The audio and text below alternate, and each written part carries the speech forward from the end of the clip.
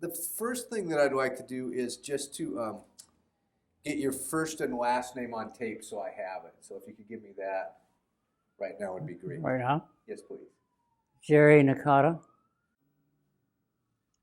right. Now your family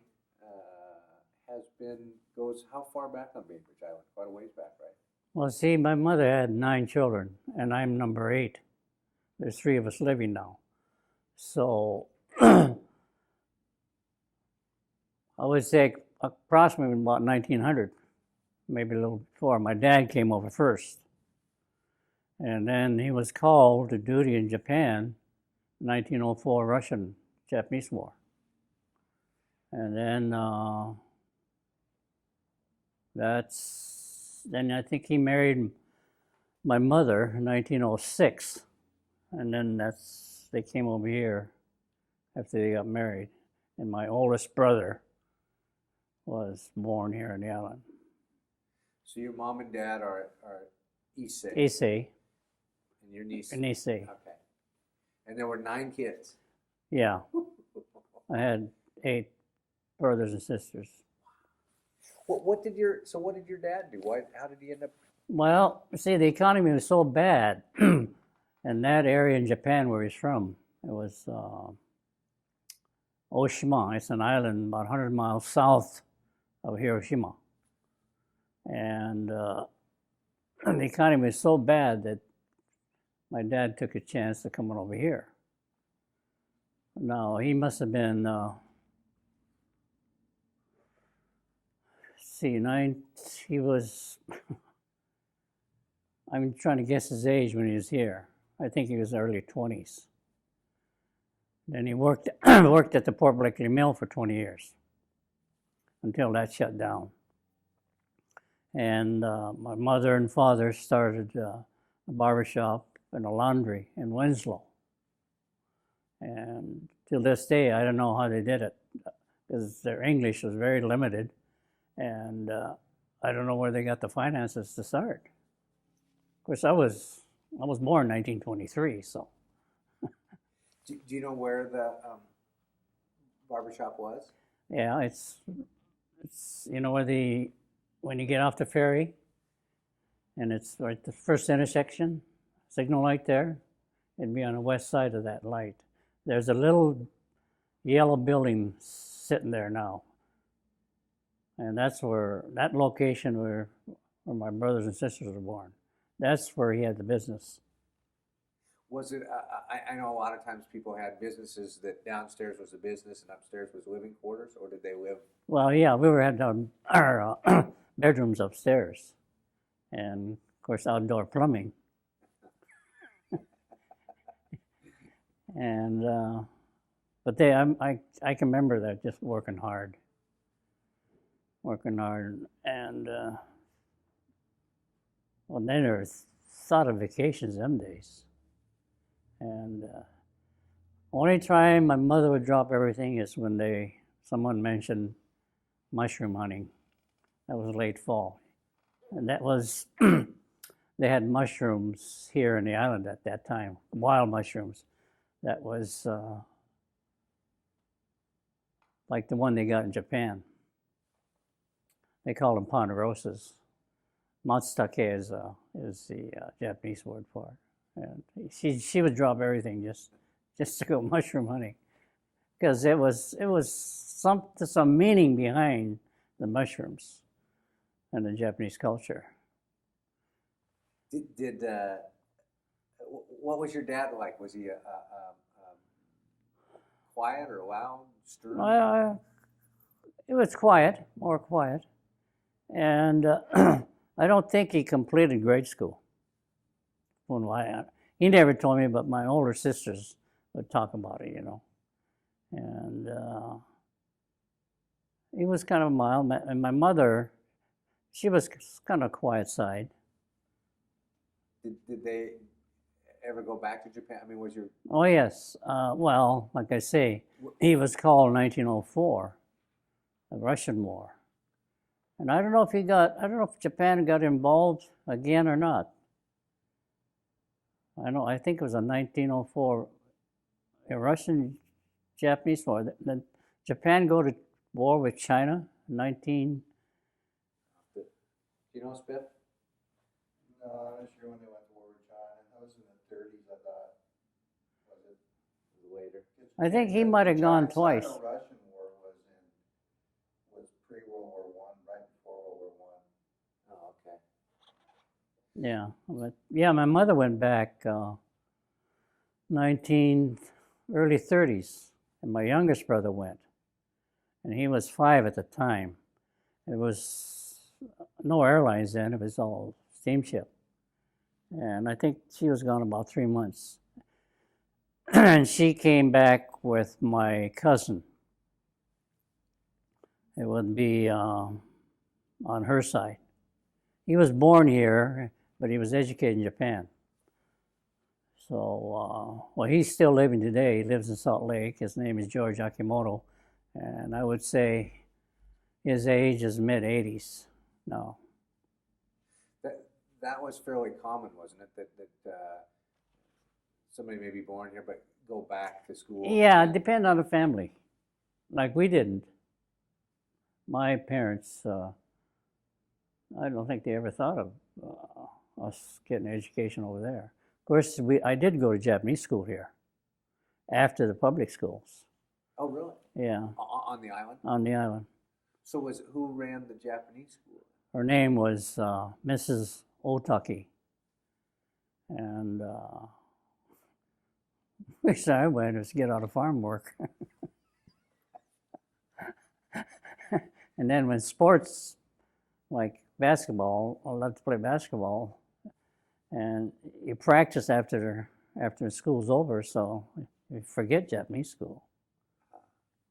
But I really didn't care to learn Japanese at that time. You know, this was early 30s, late 20s.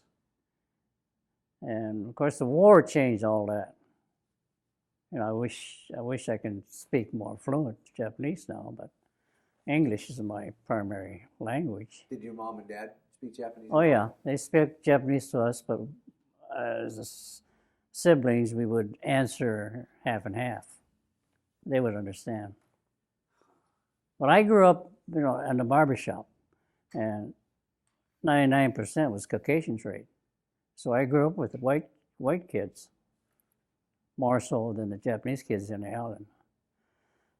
I don't know how many families. I think there was about 300 people, 300 Japanese here on the island. And the time of evacuation says that 227 that left Bainbridge. Of course, some of them, like my brother was in the service, he wasn't evacuated. And then there's some of them that voluntarily left inland. They had a choice of doing that if things were, you know, available for them. Like Junko at Hawaii. That's right, they went to Moses Lake Yeah. before the... Yeah. Huh. So when you went to school, was it a pretty even mix of Caucasian and Japanese? Well, my class, 1941, was the last class that had Japanese kids graduate. There was 8 of us. Of course, in 42, 43, 44, 45, that's when we were gone. And of course, I think they did receive a diploma while they were in camp from Bainbridge. Did they, prior to, and again, you were just a kid growing up like any other kid, but prior to Pearl Harbor, was there awareness that you were Japanese American? Huh. Or people talk about color blindness. I don't know. Yeah, I grown up, like I said, I had more Caucasian kids as friends. I probably thought I was white, yellow on the inside. But when Pearl Harbor happened, that was an odd feeling. I was at the golf course and my cousin came by. He says, "Hey, Japan attacked Pearl Harbor." And the first thing I said, well, there was my brother and 2 other kids. They're all Niseis playing. And it was early afternoon, and I said, "Where's Pearl Harbor?" I'd never heard of it. And he says, "Hawaii." But I did hear of Dutch Harbor in Alaska. There was talk at that time they're coming over to Alaska. But then I came home, and everybody was listening to the radio. And then I was through high school, see, because Pearl Harbor is December 7th, and I graduated in June, 7 months earlier, in 41. So I worked in my brother's meat market and grocery store with my other brother. And I got to tell you this story. And I think it was March or February when the FBI came and raided all the Japanese homes. And I was working for my brother at the time. I was midweek, I think. I can't exactly remember the date, but my brother, oldest brother, says, "Go back and get the lunch," because my sister-in-law, my brother's wife, had the lunch ready and it was about a mile away. So I went, and it was close to 12, and I was ready to leave with the lunch, and the FBI come up the driveway, and they wouldn't let me go until they searched the whole house. That was about 4 hours later. But they were very polite, the FBI, and they found, of course, a lot of things Japanese, of course. Like my father had his uniform that he fought in 1904, and he was very, very nervous because at that time, when they rounded up the Japanese, the family they had the dynamites, and to clear land, they took them away to a concentration camp in Montana. I think that's what happened to Frank's dad, and Noel Bernard's dad, and I forget who else. But my dad was really nervous. But we didn't clear land because our land was already cleared. And of course, he had this Japanese army uniform, and being in the Japanese army in 1900, he thought right away he'd be taken away, but they didn't take him to Montana. And then when they were going through the house, they found my brother's shotgun and shotgun shells. And I said, "That's not mine, it's my other brother's that worked at this grocery store." So I escorted him, after going through all the rooms, I escorted him down to the market 1 mile away. And one of the FBI agents asked my brother, I said, "What's this shotgun and the shotgun shells for?" Well, he loved to hunt pheasants. Or he had I don't know if he had a rifle, but he had a .22 and for hunting purposes. So he tells the FBI, he says, "Why should I turn against this country when I'm drafted in the U.S. Army?" I remember being there, I heard that remark. Yeah. So did they go away and leave him alone then, or did? Oh yeah, oh yeah. Yeah, they just wanted to question my brothers and all the Japanese artifacts and stuff my dad had and stuff, you know. You said they were polite. I mean, Yeah, I mean professional to me. They weren't rude. They didn't come and try to intimidate or was? No, I didn't get that feeling. I didn't get that feeling. No, to me, that's the first impression I got. They weren't pushy or Doing their job. yeah. So, do you remember your dad's? I mean, once you heard about Pearl Harbor, Yeah. figured out where it was, because nowadays Yeah. everybody knows it. But then, like you said, nobody. Do you remember what the family feeling was? Oh, very nervous. Very nervous because, hey, we have the face of the enemy. my own very personal opinion of that evacuation because of my face. We resembled the enemy. That's the only reason. Even we're citizens. It was an odd feeling leaving. You know, you leave your friends and stuff, and then you lose your freedom. But I can remember boarding the ferry dock, a ferry boat, that's right across the bay from where the ferry dock is now in Eagle Harbor. It's probably about, they said about 11 o'clock, 11:30, and I can distinctly getting onto the ferry, and I can remember the couple of underclassmen kids, the Caucasian kids, that rowed across the harbor to see us off, and those kids darn near got expelled from school for doing that, taking that action. But one of the kids says, "I don't give a damn." And there was a couple other kids that saw us off at Coleman Dock. You know where Coleman Dock is? The railroad train that picks us up there. And I can still remember the couple of the kids that I went to school with, underclassmen, that when we were taking off, they were following the train down. And that fellow got drafted in the Army and fought the Japanese in South Pacific. But his feeling was, he was still our friends. He says, these guys are my friends. I did fight the Japanese, but he says that was a different deal. It's interesting because you're the first one that I've talked to that really remembers going down to the boat.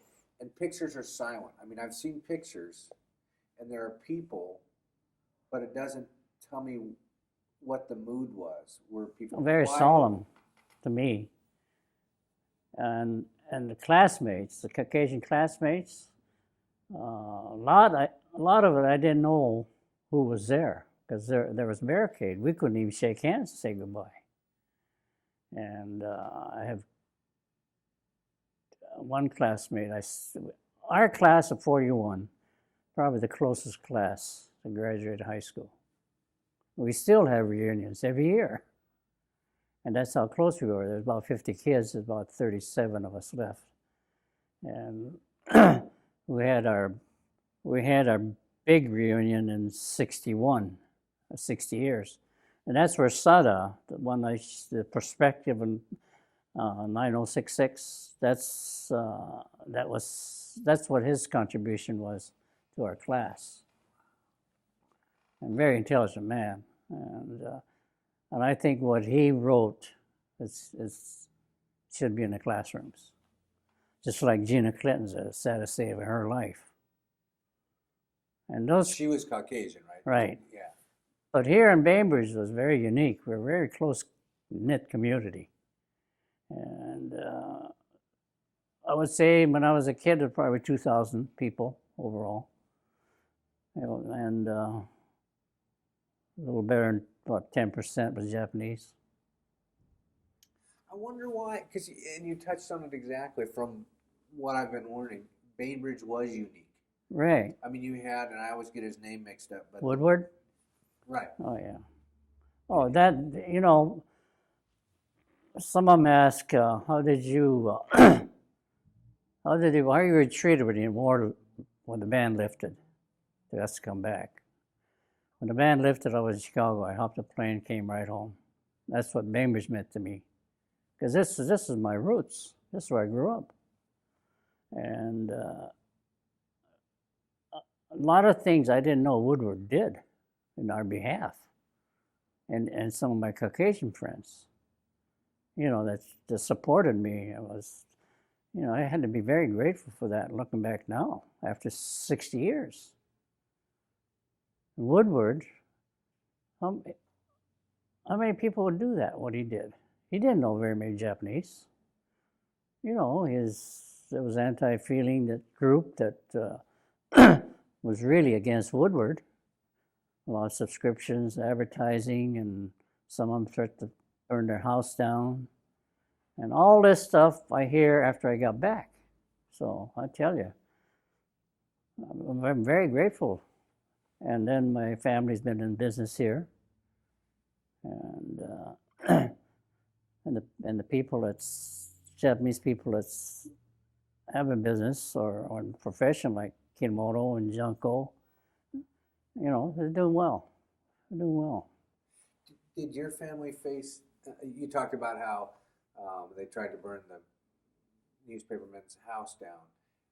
Did your family face things like that on the island after? I didn't, mainly because of Woodward. Like, and I hear other communities like Kent, Hood River, they're very anti. Because there was a big population of Japanese in Puyallup and Kent. So there was quite a bit of anti-feelings. I didn't experience that on Bainbridge. Because I can remember my closest friend I went to school with, Reese Moran. He met me at the ferry dock on the other side. I remember that distinctly. Those things, I remember the good things that the Caucasian did for me and my family. I have to be very grateful for that. When you left, your father was roughly how old? When evacuation, or Yeah. he died. He died in 1954 when he was 80. So he was 60, Okay. So around there. what happened to the barbershop when you left? Well, it was no longer a barbershop when I left. My brother built that building that sit there now, meat market and a grocery store, in 1939. Okay, or 1940. And then when the war came, we had to all leave. And he had his business run a couple friends. But I didn't know the business transaction because I was only a teenager. But right before the ban lifted, he sold it. Sold the property and all, thinking that we wouldn't come back. But he did get his business back. I mean, I joined him in 1947 in Seattle, a small grocery store. And then 1952, he says, I got a chance to get my business back, not the property. So he jumped on it. And then in 57, they'd incorporated together with my other brother and a family friend named Ed Loveridge. They were real close to our family. In fact, during the war, they took care of our personal stuff, the Loveridges. And in 57, my two brothers and Loveridge merged and formed the Town and Country operation, which still exists. Yeah. So Bainbridge has been very special. Do you remember hearing about the evacuation order? Hearing that how you heard that you're going to have to, your family's going to have to shut everything down and they're going to send you Well, that was, I think you only had 1 week to get everything in order. But see, I was a teenager. I didn't have no responsibilities. I think I had a bicycle. And then I had made a kayak when I was in high school. And when I came home, I looked for it. But so it was all the business matters and family matters. My oldest brother took care. You know, he raised us. Do you remember what you took? What I took? Yeah. Just my clothes. That's it. I didn't have anything else. I can't remember taking my yearbook or high school yearbook or anything like that. I think I had a Letterman sweater I wore. But all that is gone now because I just couldn't get rid of it fast enough, but I wish I kept them now.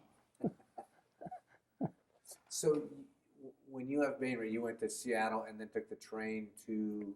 I didn't know where we were going to go. I remember pulling the blinds down in the train during the night. And I can distinctly remember the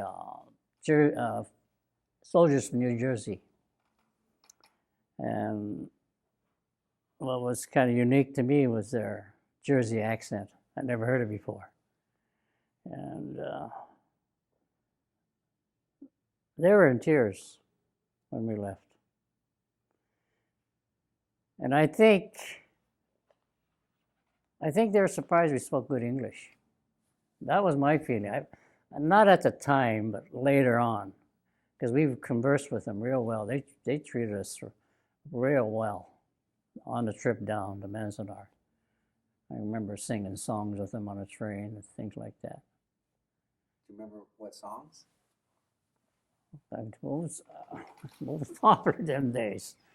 I can't remember. Some songs you sing along when you're a Boy Scout along the campfire. I forget what it was. So it sounds like there was a human connection. Oh, sure. That's what I say. How special Bainbridge was, how unique it was. And I never had the anti-feeling, being of different culture. But I heard a lot of good things after I got back, what the people did for us. That I didn't know. Of course, it was at war, and it was hysteria. And I imagine, there were some anti-feelings.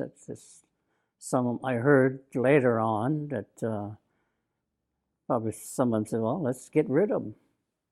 Because it was hysteria. See, I can't, like my brother, he lost his business. But he kept the property in the house. And losing the business, and he wasn't bitter. Really? He wasn't bitter.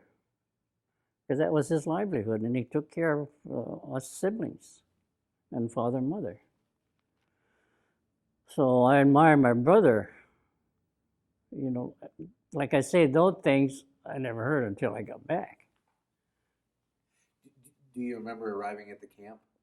Yeah, I remember getting off the bus, and I can distinctly remember the second day how windy and dust it was, because there's this regular floor, and they had these shiplap 2x4s, and there was cracks in them, and when they had a dust storm, the whole room in the Von Barrack would just fill up. I can distinctly remember that.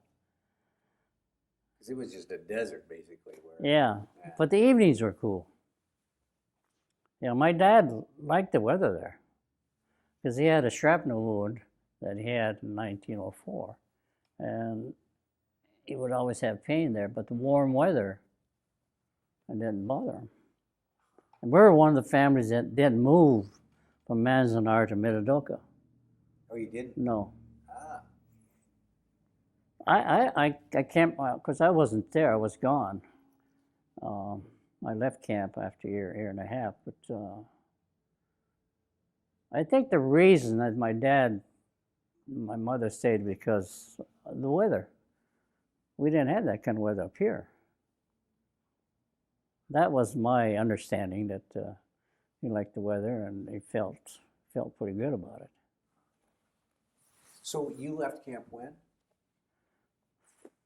42, 43. See, I was there, we evacuated in March of 42. We got down there on April 1st. And I stayed through that summer and into winter. And then the government wanted, there was a shortage of labor in farm labor camp because of the war. So we got clearance to go to Idaho, a group of us, to harvest their sugar beet, potatoes, and onions. I think we were gone for at least a month. And then I experienced some interesting things in Idaho, because I don't think there was hardly any Japanese in Idaho. I can remember one family we worked for. They were natives of Burley, Idaho. And we worked for them for a while. And there was some pretty experience and interesting experiences in Idaho. When you say interesting, well, a lot of these young kids never saw Japanese before. I can remember going to the theater, the Filer, Idaho.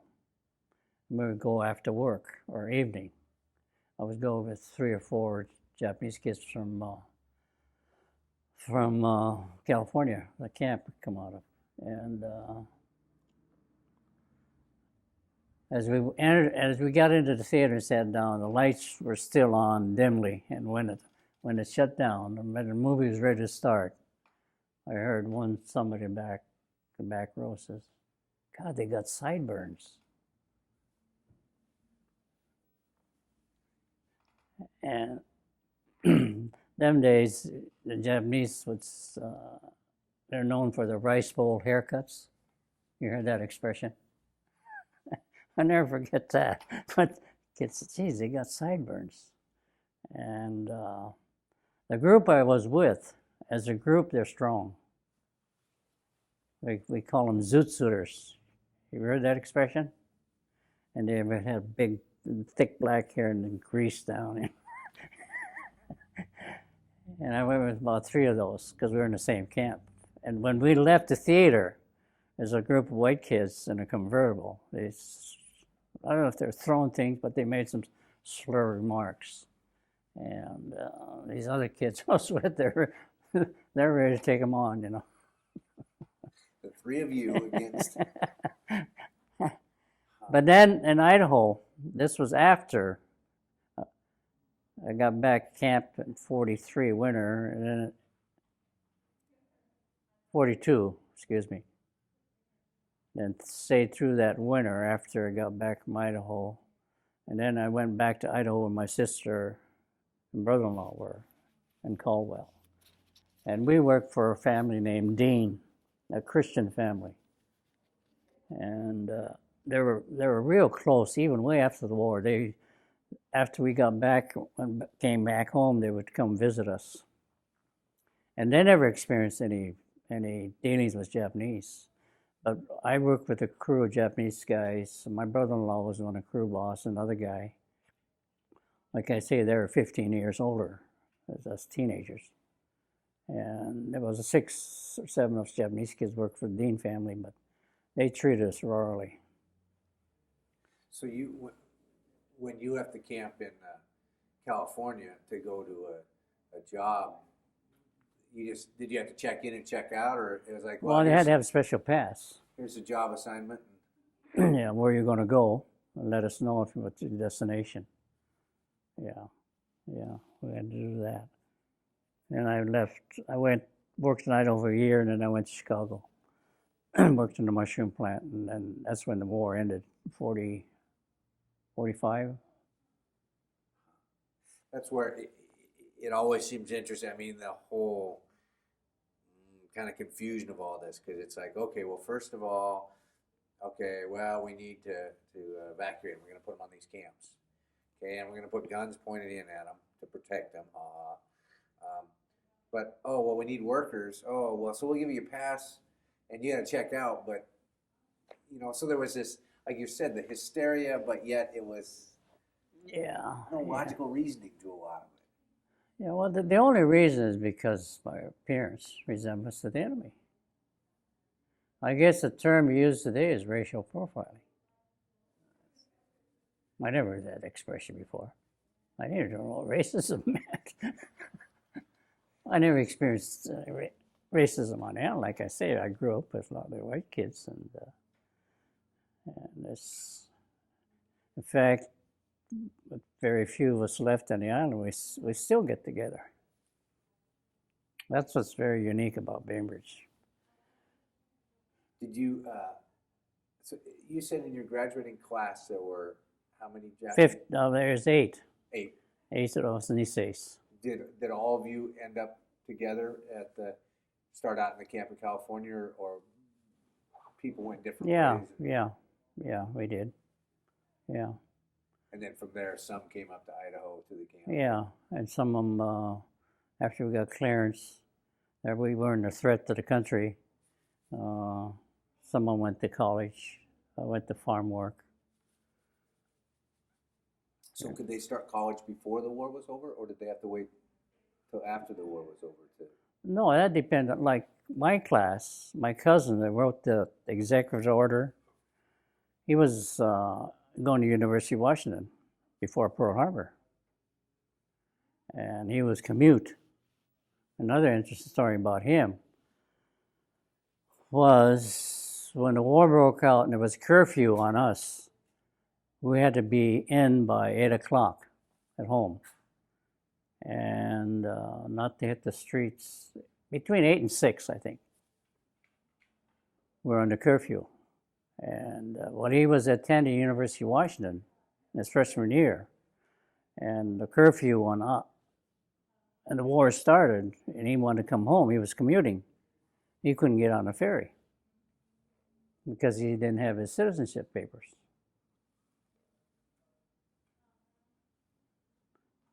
And he would, if you want to interview someone, he would be a very interesting guy to interview. He lives in Michigan. Oh, really? Really? Wow. A very educated man. So to get on the ferry, they were checking. Well, being Japanese, being the enemy in the eyes of the society. And in fact, one of the kids that stopped him went to school with. And I forgot, he had to stay in Seattle to get his papers straightened out. That's the story he told me. That wasn't too long ago, the story he told me. There's an awful lot of interesting stories. Like one person, there's 120,000 different stories if you want to hear about the evacuation.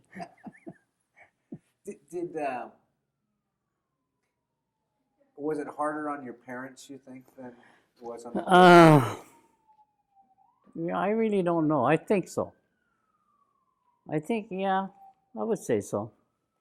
But I think they felt like I did, being Japanese, and we're visible minority. You know, you spot us right away. And I think surely Bainbridge was their home. Because the story I hear, when the Japanese came over here in the late 1800s, early 1900s, their intentions was make money and go back, which didn't happen, even in Hawaii, because they did well here and had probably more freedom. So made money and stayed. Yeah, and they raised 9 children, and first thing they did was put us through school. So did they, when the war ended, did your parents come back to the island? Oh yeah, everybody did. Yeah, yeah. Let's see, that was in 45. And then my mother died in 49. She died young. I think she was only about 62. There's quite a difference in my dad and mother's age. Oh, is that right? Yeah. I forgot what it was, 13 years. But, yeah, they're very grateful that lived on Bainbridge, I'm sure. Now, you still had relatives. Were your grandparents alive in Japan at this time? Or? I didn't know them. You didn't know them? No. I'm sure they were. When I went to visit my dad's town in 1980, my nephew and his wife, and my wife and I, it was a small island. And I remember seeing the photographs of my great-grandfather, and then I visited my mother's residence. And then my cousin, I have one cousin there now. He's a little younger than I am. Yeah, he's been retired for a few years. And he met us. And then, of course, the language barrier was a little. Of course, my wife, she's second generation Japanese. She was born here. And she can converse pretty well. So she was your translator. Now, if I remember right, you said your father's town was close to Hiroshima? Yeah, about an hour drive south of Hiroshima. At that time, from the mainland to their island was by boat. And now they have a bridge there now. It's probably been there 15 years, 20 years maybe. Did you ever have a conversation with your dad about the bombing? Because that was close to his relatives. No, never did. But I forgot this. It was the first trip or second trip my wife went over. We went to visit her cousin in Hiroshima. And the first thing they did was take it to the, where they bombed Hiroshima, the main part. The buildings are still there. And then we went through this exhibit building, which is pretty gruesome. That was, it's unbearable to see that. And that's the first thing that that she did, take us there to look at it. And I didn't know this until I got back. But my wife, she told her sister about it in Portland. She was born here in the island. She's 4 or 5 years older than my wife. And right away she says they're trying to blame us because we're Americans but just still Japanese. I didn't get that feeling. But I can remember my the second trip when my son got married in '89. His wife is from Japan, and the wedding was over there. And after the wedding, I took my second son, and then my wife and I went down to Hiroshima. And I remember my kid, his name was Rick, he met a Caucasian kid, was going to college there in Hiroshima. And I think he was from the Midwest. And so he struck up a conversation with him. And he says he stayed in a small apartment or house in Hiroshima. He says he got up one morning and there's a bunch of rubbish in front of his door, blaming him for the bombing.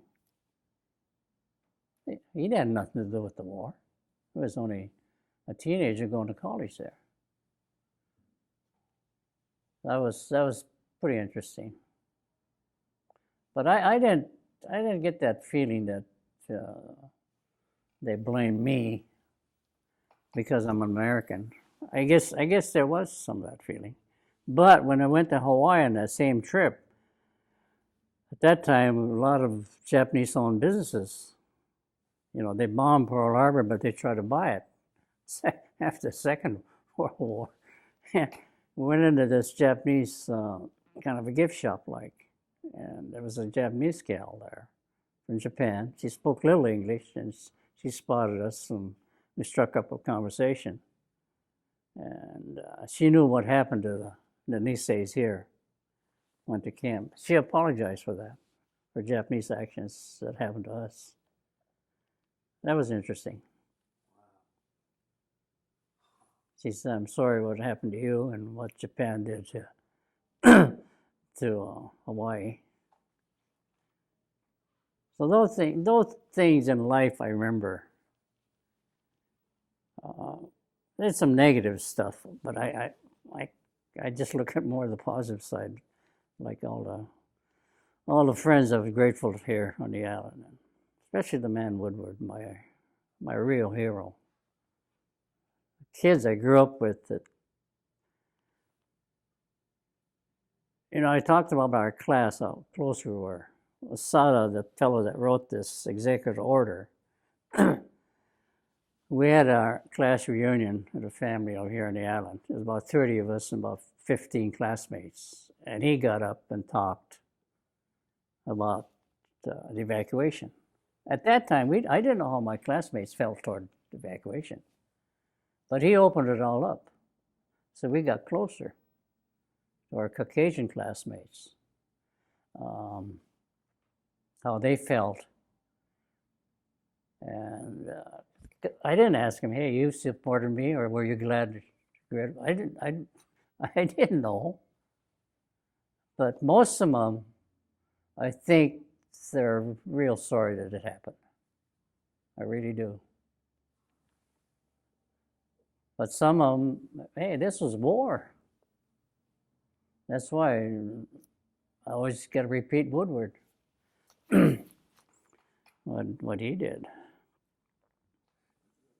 That's where when you say this was war is comes into a lot of play a lot of times when you discuss whether the bombs should have been dropped or shouldn't have been dropped, and everybody's different views on it.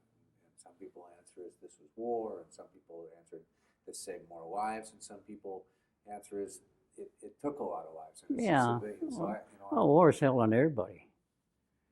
But it was an odd feeling when I left, being Japanese and taken away to a camp.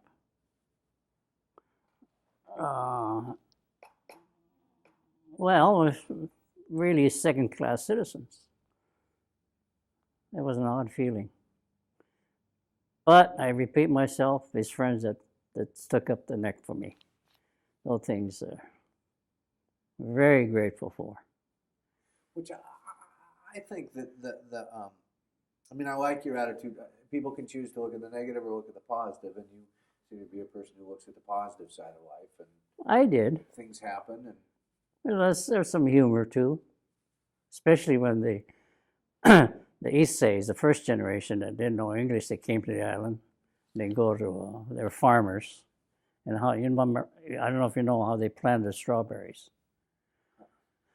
Well, it was all clear land by horse, right? Cultivated, smooth the area out where you want to build strawberries, and somebody go down with a huge rake and mark the lines, and you punch holes in them to plant your strawberries by hand.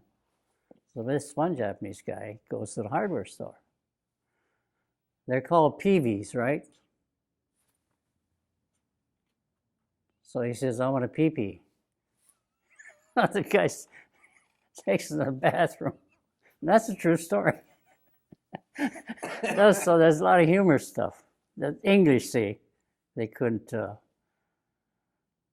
communicate well, but they understood, but to explain themselves, like me, they'll talk to me in Japanese, but to explain to myself in Japanese is difficult.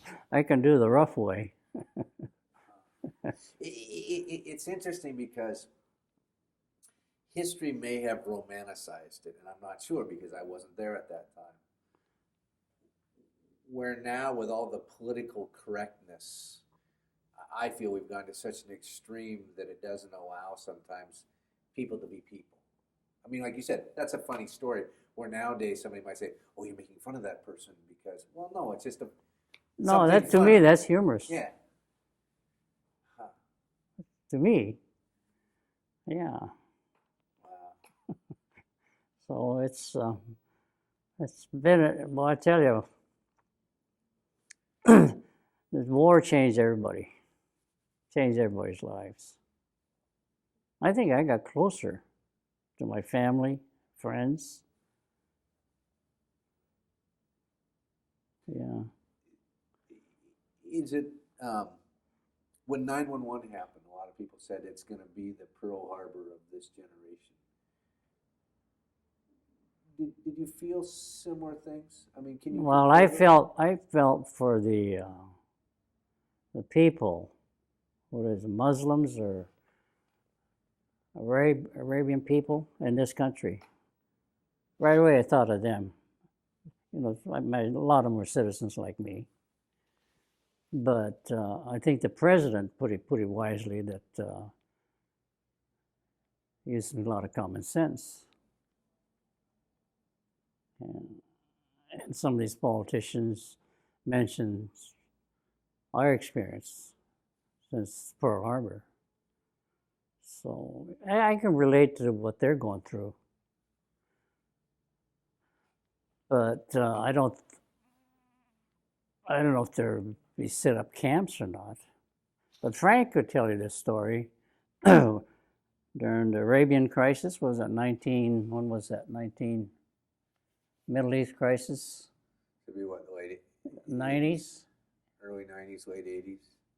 I think the government was going to set aside a camp for those people, for so many people, 1,000 people, them days.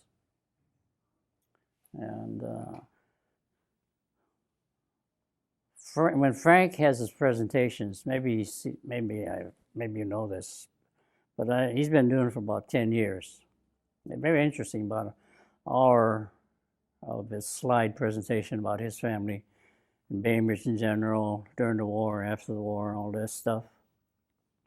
And I remember one kid asking, I think this was about the 5th grade class, kid asked Frank. Frank was only 2 years old at the time, the war. The kid asked, he said, how did you feel when you bombed Pearl Harbor? You know, that's good. I mean, and one kid asked me, which side was I on? That's pretty interesting. What did he answer? Well, he says, I was born here. See, they're looking at my face, being Japanese, right? Yeah. So they caught me off guard. I says, my father and mother were born in Japan. They raised us, came over here. They loved it. And I was born here. So I'm a citizen, I told them. And those kids are very candid. Very candid. Ask Frank, which side were you on? Or how did you feel when you bombed Pearl Harbor? That's why it gets, again, like you said, it's a visible difference. Right. Is what makes you stand out. Nobody asked me about, my full name, Carl Gustav Schmidt. Nobody says, well, how did you feel about putting all those people through the concentration camps? People don't ask me that every day. They don't even look at my name and say that. Where, here you are. You were an American citizen. You are an American citizen. And Well, a lot of them don't know that. Well, I know that, but I mean, but the assumptions that get made. Yeah, well, it's interesting, but all this evacuation bit on our part, what we experienced, it didn't really come to light until our kids got old enough to understand what went on. My kids didn't know I was evacuated. We never talked about it. And my daughter, she's 40-something. The other two kids one is 52, and I never talked about it. My family, my wife and I, about our experience. But they saw this documentary on TV, Farewell to Manzanar. It was probably in the 80s, and my daughter saw that. And she says, you mean to tell me this happened on Bainbridge? But see, all these third, fourth generation bring this to light. And like this redress program, this was brought in by the third generation Japanese. Brought to light and extended to Congress, and they passed a law. And I think it was Nixon, signed a bill? Nixon? No.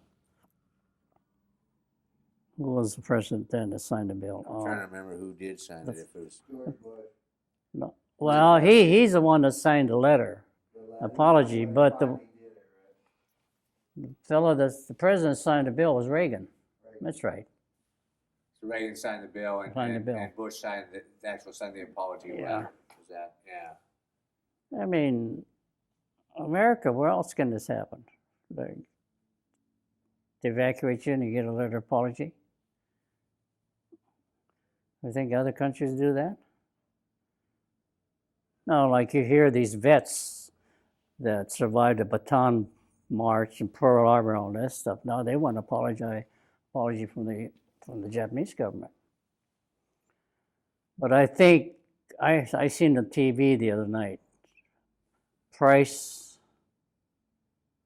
you pay for war, or price of freedom, or something to that effect. It was about the European theater of operation and Far East, on both sides, the enemy sides and the American sides, their opinion. There's one kamikaze pilot in Japan, he's still living, and he was one of the guys who bombed Pearl Harbor. And He's very apologetic now. And I think he sends flowers every month for his actions. Just like this gal from Hawaii that apologized to me, my wife, for what happened to me, for Japan's actions. Why did it try to conquer America? Because of the resources? They had to depend on the imports. So they bombed the biggest country in the world. Do you think, so what's your view then? Do you think that Japan owes an apology to the soldiers from like Bataan Death March and some of the prisoner camps? Or? Well, it'd be nice. But then, yeah, it would be. And I think like I say, the program the other day, this Japanese soldier, he's very apologetic. Wasn't that because he met the bugler? This is the gentleman that met the bugler, right? And I mean, here you had the two perspectives Right. of two human beings who both were doing what they believed was right, and now 60-some years later can come together to say, Yeah, that was pretty heartwarming. It really was. And of course, then you hear, well, like I said, there's thousands of stories. There's interesting stories about the Holocaust. You know. In fact, John Fujinari, that you interviewed, I don't know if he told you this story. He volunteered for the Navy. Did he tell you that story? And the letter that he got? Letter he got in red letters. He says, "We don't accept you." He wished he kept that letter. But then he did volunteer for the 442. He got in, but then he changed and went to the Air Force. And then he witnessed the liberation of the Jews at Dachau, where this certain group of Japanese soldiers had liberated the Jewish people there. And he can remember how stench the odor was, those prisoners. They're just skin and bones. You know. He told me that story. Maybe he told you the same. It was interesting because he left me, in fact, I was just reading it, he left me what he had written. And when we talked, we didn't talk a lot about his service time. I think a lot wanted to. Yeah, I think a lot of them felt that way. Yeah. But there, there was this curator named Eric Saul. I don't know if he's living now. But he knows something about the 442 100th Battalion. And I got this piece at home, a long, long letter, where he spoke in thousands of people, in front of 1,000 people. And he posed a question. He starts off, if you were a citizen and lost your rights, lost your home, lost your personal, and you got incarcerated, would you volunteer for the U.S. Army? And I think what he said, out of 6,000 people he talked to, he says probably about 6 raised their hands. And then he goes on and tells about the heroics of the 100th and the 442. Did you go to the dedication of the... Yeah. That was a month ago. What did that mean to you? Well, that was pretty powerful, especially Senator Inouye being there. Of course, he's a 100th Battalion, and he lost part of his right arm. And yeah, that was powerful. In fact, all those people that got up they spoke their piece, especially this Jewish guy. His name is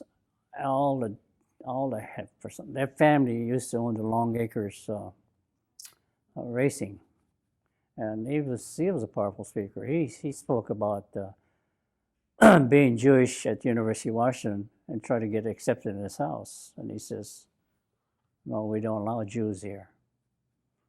And things like that, you know. But no, I wouldn't want to live anyplace else except Bainbridge. I would never think of living here now if it wasn't for my folks settling here. We're all born and raised here, and the family has a business.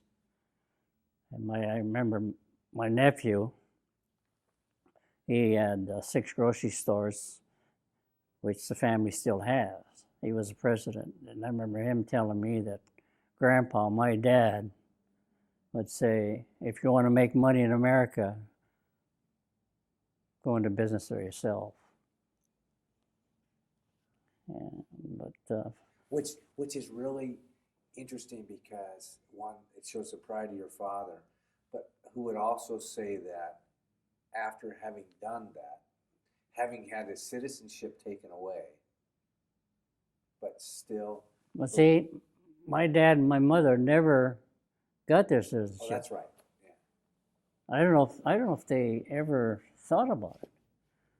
Of course, the Japanese nationals that lived in this country couldn't get their citizenship till '53.